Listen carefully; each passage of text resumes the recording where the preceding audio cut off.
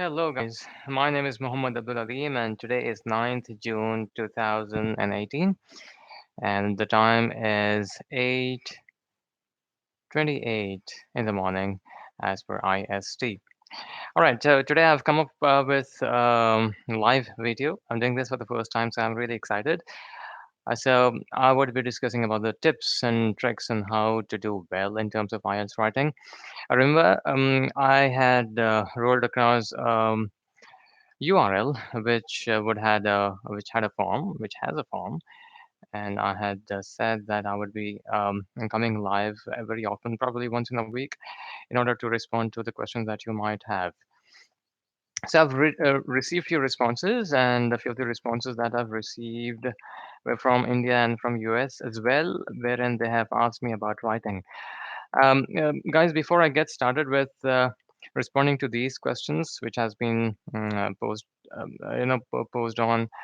onto me, I would like to say that the questions that you guys are asking are not very precise. In the comments where you're supposed to write your question or your query or the challenge that you're facing, you're just writing, speaking. So the question over here is your challenges with English speaking, reading, writing, and listening. So what exactly are the challenges that you're facing? So you guys are writing average. I just want to improve on uh, public speaking. I just want to improve on writing. I just want you to ensure that you write your challenge, the challenge that you're facing in terms of LRWS of English. It should be very precise. For example, if you say that I'm facing a trouble in pronunciation, I can probably tell you what exactly you got to do in order to pronounce the words properly and accurately. Yeah, so please ensure that you mention your questions quite precisely, so that I would be able to understand what you're actually asking, and then that might be helpful for others as well who would be watching the video. So here you guys are just saying listening, reading, writing, sentence problem, speaking. So what exactly in speaking? Are you going wrong in grammar? Are you feeling a lot of hesitation when you speak? Are you going wrong in fluency? Is there something related to subject verb agreement or sentence construction, word order? So what exactly is that? It's a problem that you're facing. A vocabulary, cohesion, coherence. What exactly? You have to mention each and every point in details for me to be able to understand your problem first of all, very easily, and then I should, I will then be in a position to respond to your question, over here while I come with you live once in a week. All right. So now the question, there were a few questions which were quite precise as well. A couple of you guys have asked questions on. Um, I know too. Uh, I just want to ensure that I do better in terms of IELTS writing, and I also want to ensure that the task that I write, the bulletins with considerable number of words. Okay, you want to say that there are two tasks in IELTS writing, and you want to just ensure that you meet the uh, criteria of you writing the minimum number of words. For example, in the task one, you're supposed to write 150 words at least, and in the task two, you got to write 250 words at least. Yeah, so I think you just want to check. Again, this question again is not very precise and clear, but what I get it from this question is you want to say that how is that I can meet this criteria of writing the minimal words. Probably you got started writing a letter, or probably you started writing an essay in the task two, and you're not meeting the minimal number of words. You're not able to write the minimal number of words. That's 250 words. How do I do that? Well, first of all, let me talk about the task two. Task two in IELTS writing is all about writing an essay. You would be given a question, and in most of the scenarios, you would be asked to take a standpoint. For example, they might ask you, I mean, there are the bulk of people who feel that children nowadays are not exactly facing are exactly not being given proper education as compared to the previous weeks and the days. Do you agree or disagree? So you have to take a standpoint. You either got to say you agree or you got to say that you disagree to the standpoint. Yeah. So how is that you would do, and what is that you would do is the question. First of all, the planning is very important. You got to plan your essay very well. You got to do a little bit of practice as well. In the very first paragraph, first of all, the also matter the matter which also comes up is how many points do I need to write? How many paragraphs? I'm sorry. How many paragraphs do I need to write exactly? Do I need to write three, four, five, six, seven? How many? Well, there's no hard and fast rule that you have to write n number of paragraphs, but ideally it would be great if you can write at least four paragraphs, especially for the task two. In the first paragraph, you got to write the introduction. In the introduction, you just got to write the paraphrased sentences which would be given to you in the question. Yeah, so you just got to paraphrase that, and then you got to mention in crystal clear words as to so as to mention them very clearly. If you really agree to that standpoint or you disagree, yeah, you have to mention that then and there. In the second paragraph, you just got to mention if you agree, why is that you agree, which means you got to give the reasonings. And then, in order to elaborate and in order to meeting your question now, how is that I would be able to come to that leverage of meeting the minimal, writing the minimal number of words.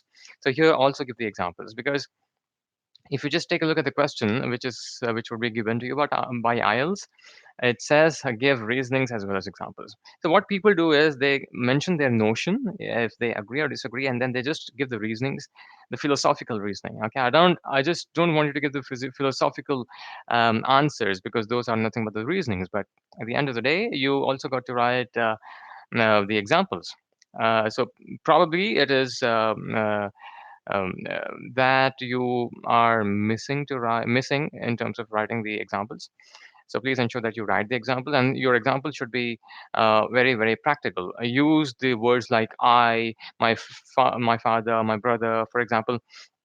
If you want to say that the children as of now are not getting the education in your country, the quality education, I would say, as it used to be earlier, because the teachers earlier they used to use wisdom. They used to use a lot of empathy and sympathy in order to get the message conveyed, especially uh, um, etiquettes, the morals, and so on.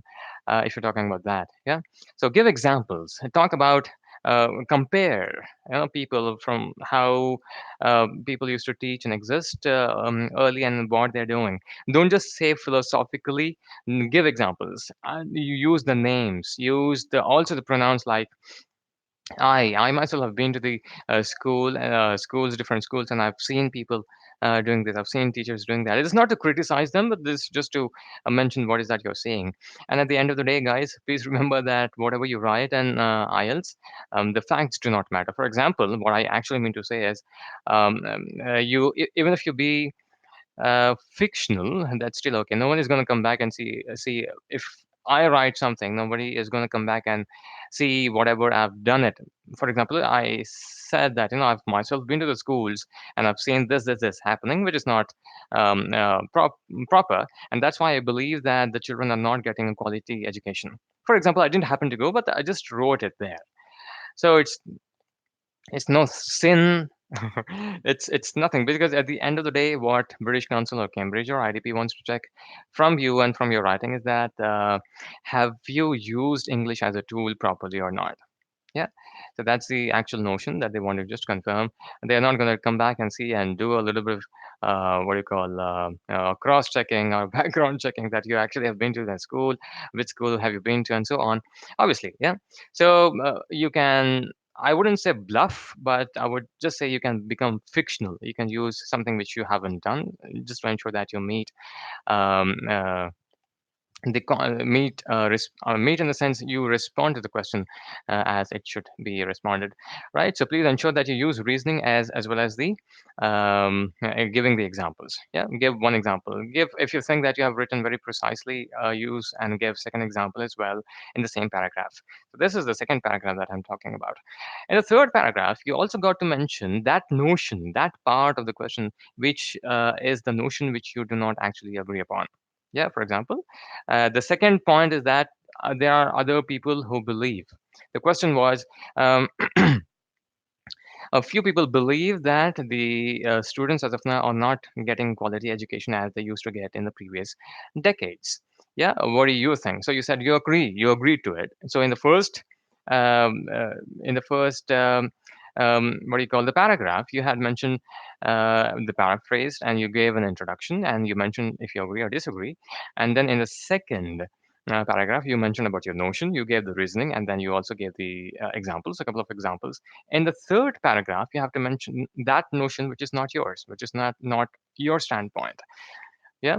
So you have to push it onto the shoulders of others and say, there, on the contrary, while starting the third paragraph, mention, on the contrary, there are few people who believe, or there are few people who contradict with my notion and believe that nowadays is when children are getting good education or quality education when compared to the people of the previous days. And then you got to mention the reason as to why is that people who are having a contradictory belief to yours, why is that they're believing in such a way. Yeah, so you can mention about for example, you can give few reasons. You can also give few examples like people using rather than people, say schools using the smart classes and the recruitment of very good teachers who have done B.Ed or M.Ed or post graduation and so on. So you mentioned that, and then in the final, that's the fourth paragraph. You mentioned the conclusion. The conclusion should not be very bulky. It should not be huge, and then ensure that you write. I cannot say the number of lines that you got to write for conclusion, but please ensure that it's crisp and precise. And one of the major mistakes which people make in conclusion is that they mention a new thing which they did not mention in the second and the third paragraphs. Yeah. I'm sorry. So please do not mention any new concept in your conclusion, because if you mention a new concept there in the conclusion, that then you would obviously be opening a new door for explanation, and that's not the time when you would explain in the conclusion, right? So please ensure that you do and write in this way. Of course, I believe that you guys would not are not facing a trouble in terms of meeting the criteria of writing 150 words for the task one, because it's quite easy to reach and write 150 words in the task one. And the second help that you have in the task one, especially if you're doing the general test, is you would be given not just a question, but below that there would be three bullet points. For example, you got to write a letter if you're writing a general test. So, for example, you are being told by IELTS to write a letter to one of your friends who lives in probably Canada or Australia, where you would be flying to in upcoming weeks. So you got to write a letter to him asking him for help, probably to get a job over there once you land there. So you got to write a letter, and then below that question, there would be two to three bullet points at least, which would be given to you. So that really helps you to, come up with more sentences, generate more thoughts, and as such, the number of lines of the bullet points that would be there, that can be considered as the number of paragraphs that you got to write. Now, obviously, if you're writing a letter to one of your friends, you would be writing an informal letter. There are different types of letter that you got to write. But if you're writing a letter to one of your friends, you would be writing an informal letter, right? So there, in the first paragraph, I would want you guys to write something which would really give that letter a flavor of informality. For example, just tell, "Hi, Rakesh, how are you doing? Hi, Aleem, how are you doing? It's been quite a long time ever since we got in touch with each other through emails or WhatsApp, whatsoever." Yeah, just mention this and then come to the point. Do not spend much time. Do not write many words there, because you just got 150 words. to write, at least that is. And then I'll also talk about at the end of the video, I would also talk about well, how many words can you write in task one and task two. So the bullet points would be given below the question. So the number of bullet points you have, that can be, its elaboration can be considered as one paragraph. Yeah, for example, in the first paragraph, they would ask you to talk about, mention that you're gonna land in Canada. Secondly, ask him for a help um, in getting a job. Third bullet point can be, tell him how is that he can help you in getting a job once you land there.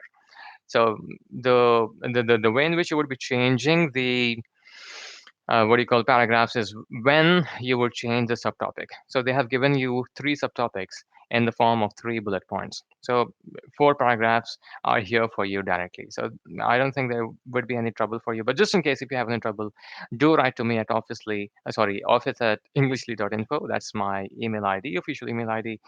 Office at englishly.info. You would also find this email ID below the description or below the heading of this YouTube video.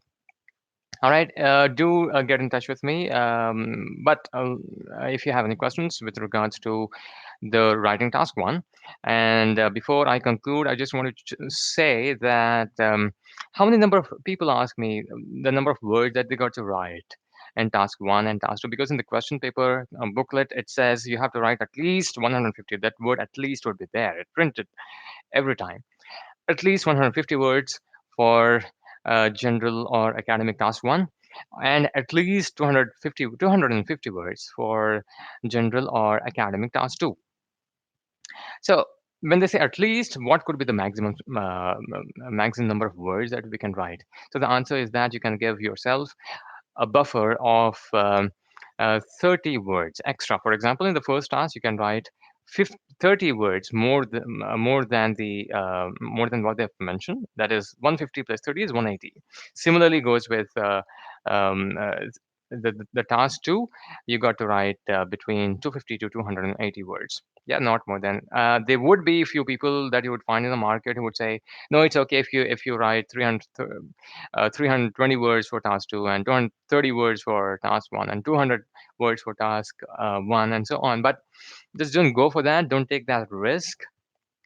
If you go beyond that, that might not really impact you that much, but that would still give you what do you call an assessor, your assessor, a chance of docking you down on something or the other. Because if you're supposed to write 150 words, it should be close to it, but definitely not less than 150 words. It should not be at least one word. You can't even afford to write 149 words when you write the task one, or 249 words if you write the task two, because then the assessor would become eligible. Yeah, on the compassionate grounds, if they leave you, that's a different thing. But they would become eligible to dock you down in terms of you not reaching and being under length, and your script being under length. Right, so that's something that I just wanted to say. If you have any questions, anything which is not just related to IELTS, anything related to English, reading, writing, listening, speaking, public speaking, please get in touch with me. Please write to me at office@englishly.info, or you can get in touch. I'm sorry, with us. Yes, if you can get in touch with us by clicking the link which would be found below this video. You can just fill up that form and mention everything in detail. Yeah, I want and I expect that detail from you, because without you mentioning what exactly the challenge, you just can't mention speaking, and that's my problem. What exactly in speaking? Yeah, do you think a lot while you speak? Okay, do you go wrong in terms of grammar? Is your pronunciation bad? Do you feel a lot of anxiety when you speak and so on? So what exactly I want precise. If there are multiple, I want everything to be mentioned in the comments section, which you would be finding in the form whose link is given below the